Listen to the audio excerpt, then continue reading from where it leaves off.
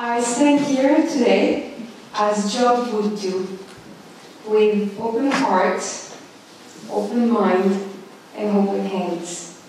I'm very honored to be with you today and to celebrate women.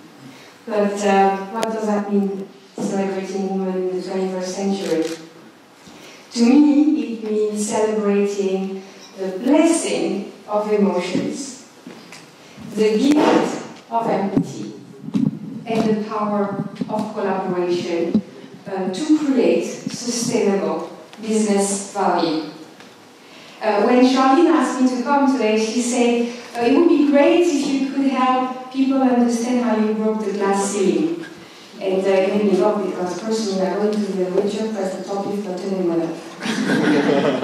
Not so hard. And so now what I want to really do is share a couple of stories about me and give you a bit of my small experience and give you a testimony. And I'm going to give you a testimony with different angles. The first angle, I am first and foremost a woman in business. I've been what has been a corporate high flyer, and then started my own entrepreneurship journey a couple of years ago. And on that journey, it was about like 15 years in corporate and then 2 years now as an entrepreneur. I'd like to share with you a couple of learnings, actually four key learnings for me. The first one is about perception, and it's always about others' perception. So as Susie said, I had the great pleasure to work for Shell. How many Shell people are in the room today? One? Okay. Sorry. My first week as the CFO of Shell Aviation. So Shell Aviation was one of the only business in Shell was a global business, which was a global business. And of course they had to pick somebody from external to be the CFO and a woman. So we two in the cafeteria in Shell Center in London, I walk in the cafeteria with my tray, and I have this person coming in, was another CFO, another business unit, and he looked at me, he's like, oh, you must be Marianne. I'm like, yes, I'm Marianne, nice to meet you. And he said, you must be the D&I hired. So I'm like, diversity and inclusiveness. So I'm there with my tray, and I come from GE. So I don't know how many Americans are in the room, so you must understand a bit of the GE culture, like, come on, you don't talk to me this way. And I'm here, and what am I going to do? And I smile, and I say, yes, I might be, but if you want my resume, happy to send it to you. What I've learned is, that was the first time in my entire career that I actually realized I was a woman. Before, I was just a person working, succeeding, at times saying that I was just a person. So I realized, oh, interesting environment. I need to integrate this dimension in everything you do in Shell because first and foremost, they're going to see you as a woman. So others' perception. The second learning is know who you are and what you want. So again, Shell example, I'm really speaking on them today. When I interviewed for the role, I didn't have the role yet, and I met the CFO of Downstream at the time. His name was Rob Blakey. A lovely guy, close to retirement, tall Canadian. I'm in his big office, and we sit down, we have a chat. He wanted to see who I was. I wanted to see what the company was like as well, from a corporate culture standpoint. And he looks at me and he's like, Marianne, but what guarantee do I have you're going to be with us on the long run? And I look at him and I say, none.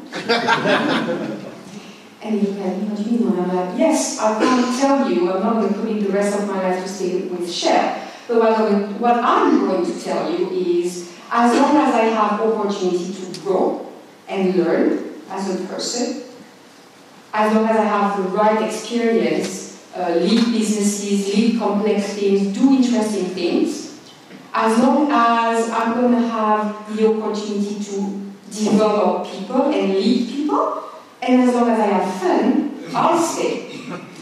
The minute one of these is not going to be there, and you've seen my resume, I leave.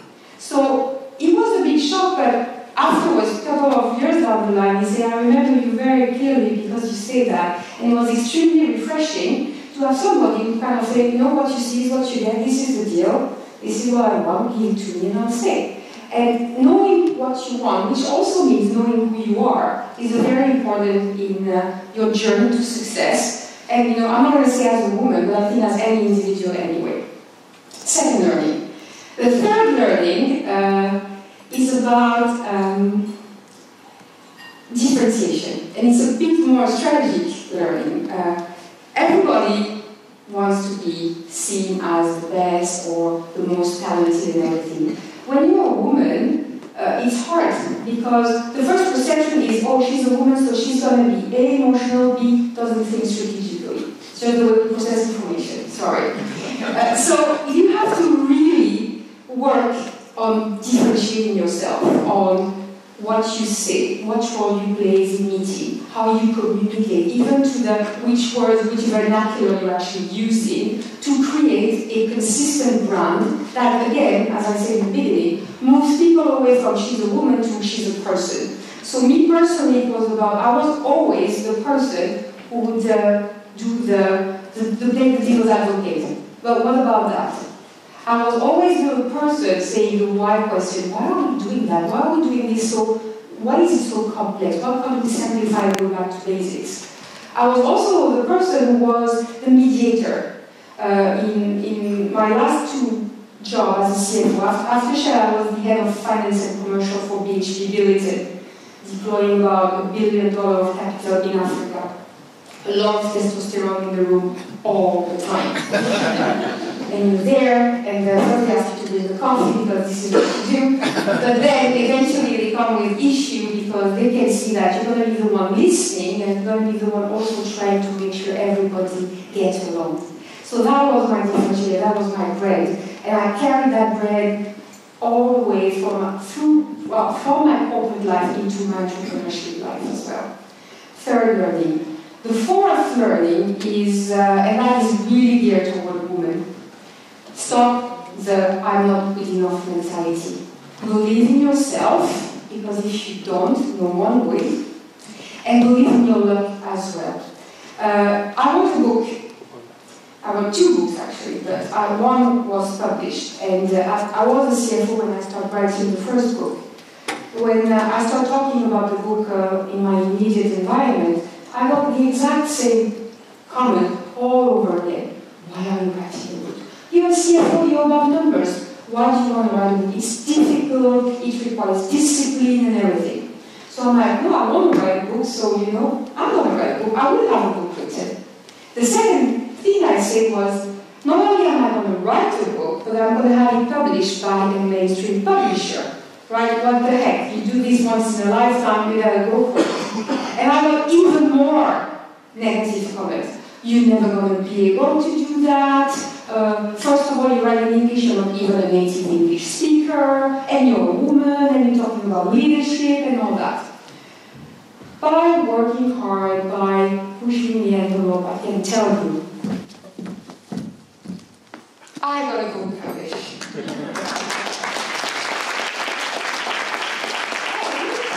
By the Financial Times, and endorsed by Tom Peters.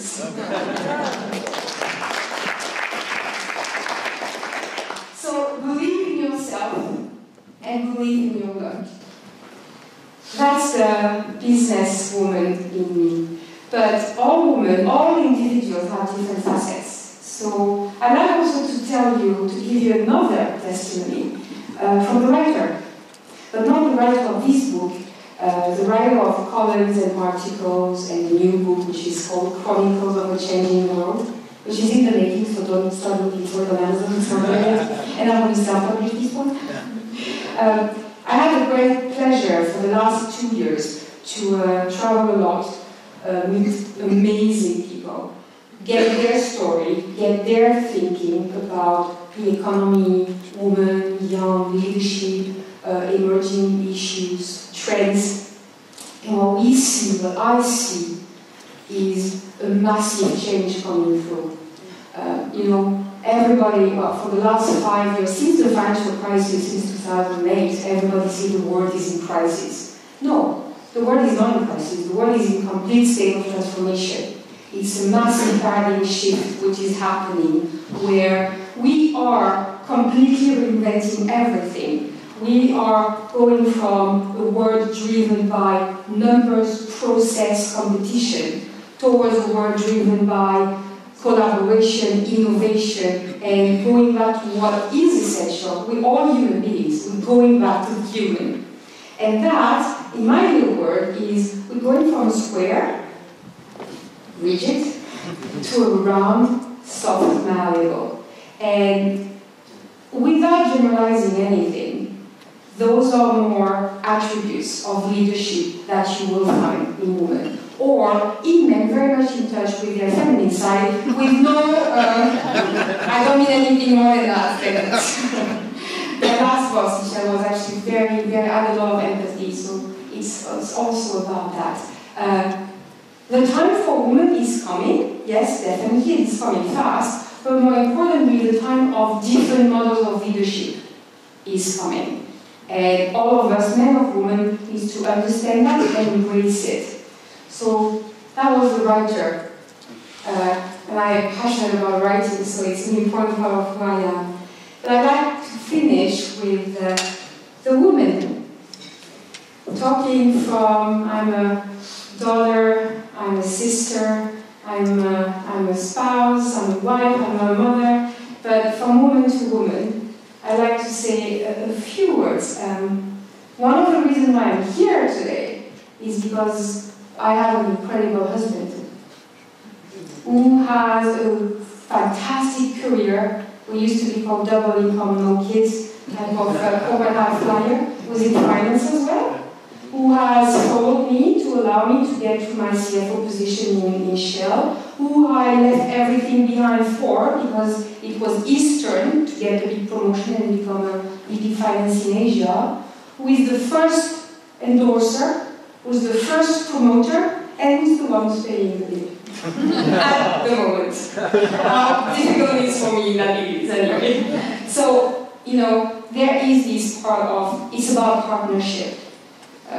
Women and there's this great article in Elle, the French journal, a couple of weeks ago about to have a successful career, you need to have a comprehensive partner, whatever that is.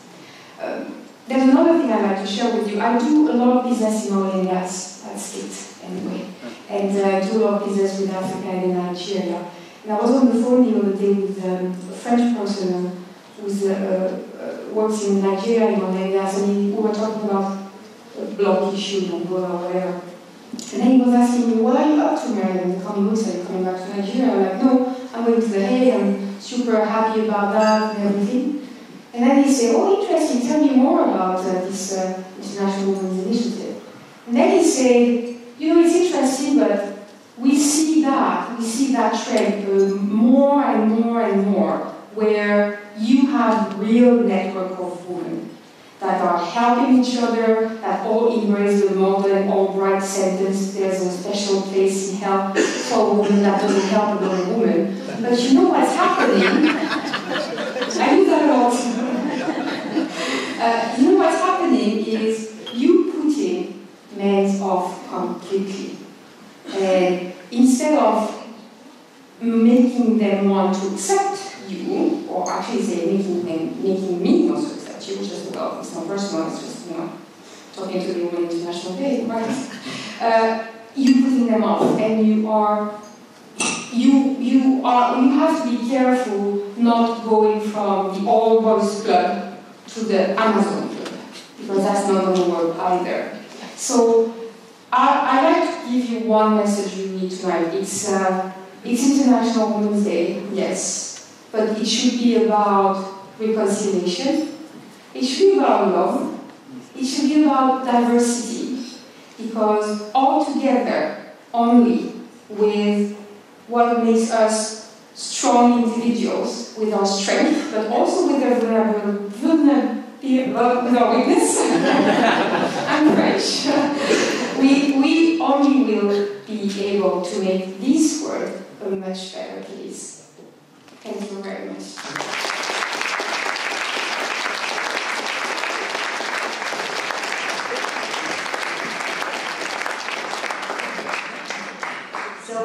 it up to a couple of questions, and we're going to start here at the Webster University table. Oh, they're already ready? Yeah. Okay, good evening, everybody. My name is Michelle Weaver, and yeah, I already mentioned I'm a student at Webster University. A tiny bit of background: I was born and raised in Africa, so I have a question pertaining a little bit to that. You mentioned that you were portrayed basically in Shell as a diversity hire, and I was wondering how you thought women, especially in Africa, is still very patriotic, that's very broadly speaking, but how you would suggest women change that perception that men have embedded that they're there for diversity, they're not there for their skills, they're kind of, we need them because of diversity. It's a great question. It's like, how do you change society, really? At the end of the day, you know, I was telling this to Michael, leadership is the product of the environment, so is corporate culture. So, can you change it? Yes, you can. It's going to take time. You know, when I was, I didn't say that, but when I was writing my first book, it was about women in leadership position.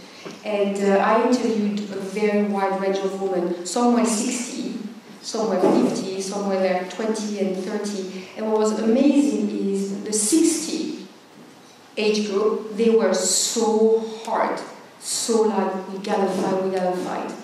I'm 40, I never had this feeling. Yes, it's difficult, but you know, nowadays it's difficult for everyone. Progress has been made, and I think society is going to evolve naturally. I was just interviewed earlier by Dutch Buzz, and the journalist Liliane said, did you know that today in the Netherlands, the age group between 20 and 25 is the age group, women in this age group are getting hired at a higher salary than men today, which is a good sign, right? And she asked me, why do you think that is? And then I said, well, they either, you know, giving in to regulatory pressure, because with the Davis report, the French law, and I guess as well something in the same area here in the Netherlands, they need to have women on board at some stage, so they need to start building the pipeline, because you don't create the pipeline from thin air. The second thing that I thought, and I told her, was, where did they go? Which type of sector? Because if all of a sudden it's media industry, of course you're going to have naturally more women than, say, financial services or oil and gas for that matters. But the third thing that I personally believe is, who is hiring? You know, when you're a 20-year-old woman, you're out of university, it's your first job, you're going to be hired as an entry point graduate, junior analyst. People are going to hire you, are going to be in their mid-40s, early 40s, mid-40s.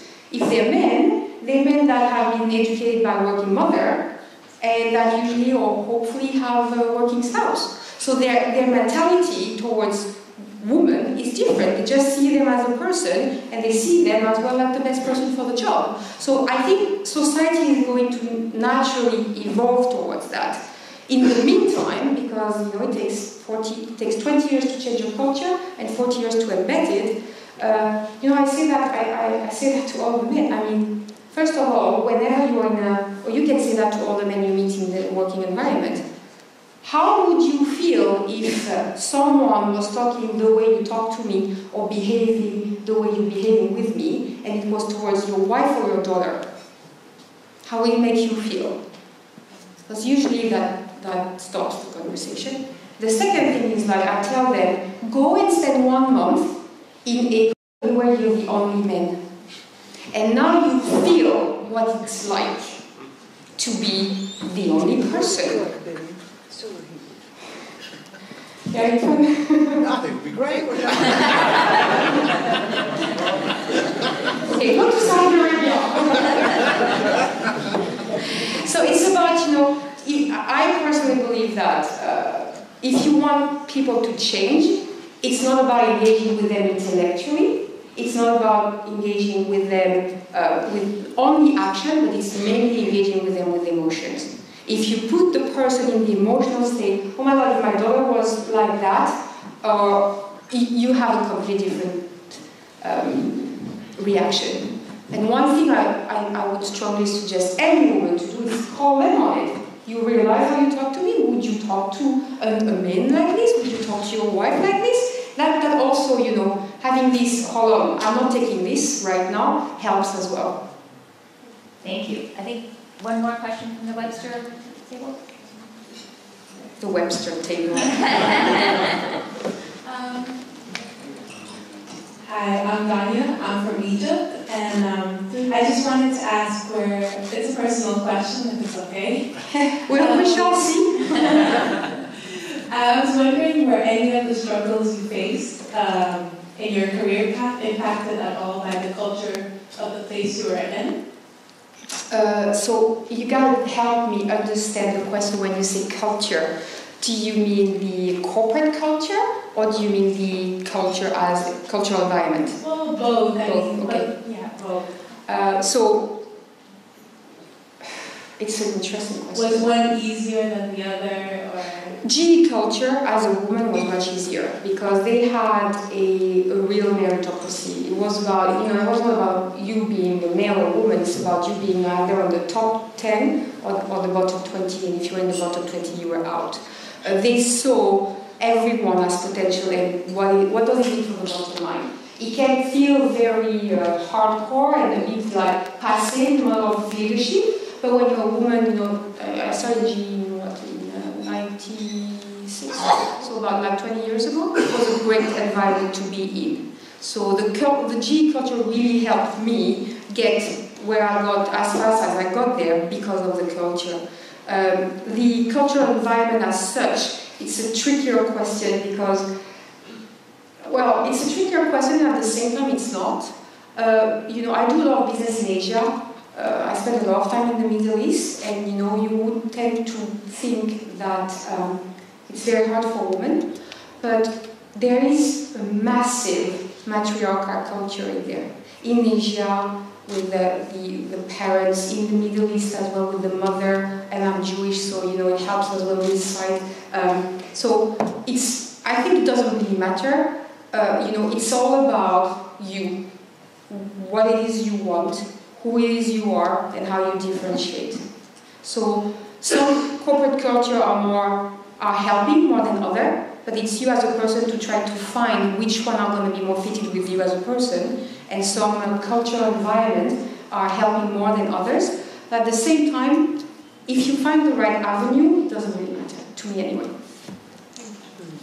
Thank you. One question here in that? Stand up. Oh, okay, you'll be next, yeah?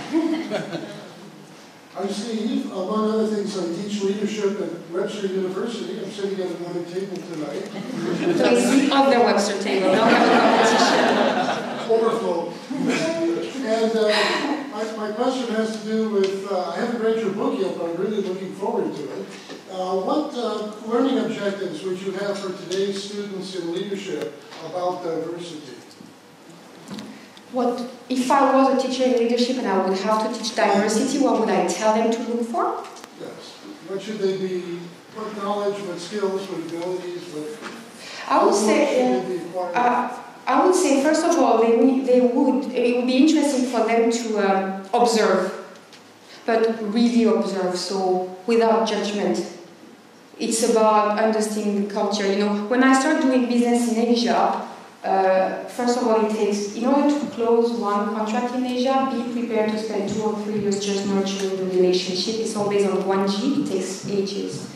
And it took me a long time being a Westerner, being educated in the G culture, to understand that. And what I did, I took classes of Feng Shui, of Cantonese opera, to understand the culture and be able to observe with the right lenses. So not the Western lenses, but the culturally aware lenses. So observation would be the first thing. The second thing is put yourself definitely outside of your comfort zone. Stretch yourself. Go in places where being a tall white woman makes you uncomfortable.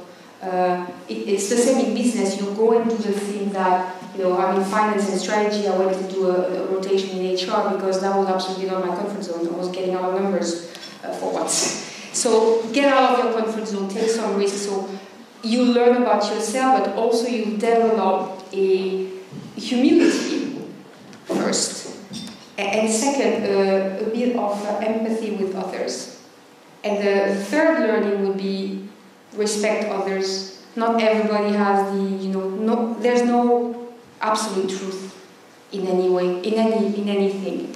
And it's not because you're coming from a certain environment or certain background that you are right about everything. It's about being humble and recognizing that others have value as well. And you see that a lot in an executive team because, Asian are not talking that much. So obviously when you have an executive team where you have, Dutch, American and everything, it's everybody talks, and the Asian are very, very quiet.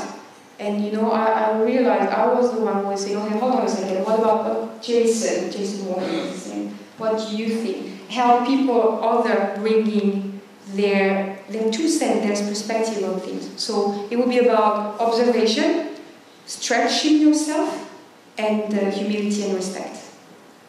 Thank you. Thank you. Last question. Thank you. Good evening. My name is Nava Henriks. I'm the Managing Director of a small non-governmental organization based here in The Hague. I felt that pretty much all that you said was as if you were in my brain. And that's pretty scary. It's a special power you must have. In my experience, I'm a woman and I'm young. I'm in my early 30s and I'm managing an organization at the senior level. And I have to say that certainly at the beginning of this role, I spent the vast majority of my energy having to fight those perceptions and having to really manage people's perceptions, not only of me as a woman, but also because of my age. Yeah. So it's a double whammy. Yeah. Been there. Yeah. So it is very, very exhausting, but of course, with time, that becomes easier. So my question is really one of curiosity. What was/is your source of drive for being able to continue despite the daily let's say bashings that one gets, whether it be from men or women incidentally, because I find that I get a lot from women as well, which was rather surprising when I started out. So, how does one continue that drive, that motivation, regardless of that really, really difficult challenge? Yeah, you are in your early 30s. Yeah, okay. So in your early 30s, it doesn't really matter. Do whatever you want to do. Never ask for permission. Sometimes ask for forgiveness, but be absolutely 100% sure that what you do is the right thing. At 41, it's the same as at 30. But think about one thing it's about bringing others with you on the journey. And there's this fantastic leadership phrase. I don't know where I found it, but you have the choice between evolution and revolution. When I was your age, I was all about the revolution. I'm like, you know what? I'm the G girl. I come in here. I'm going to change everything. They're all wrong. Now I'm here. It's all going to be okay. It works in some culture. It doesn't work in others. But there's a much better way. It's about understanding the history, understanding the subtle politics of decision making. Who is the real alpha? Sometimes it's the guy who has the title or the girl who has the title, but sometimes it's not. How do I understand the different alliances in decision making depending on the topic? How do I do a stakeholder mapping? There's a great chapter of stakeholder mapping in the book, actually. Just a marketing side. It's about like really understanding your environment, and it's about then once you've nailed it, make it evolve towards what it is you want to achieve. So it's subtle, it takes more time.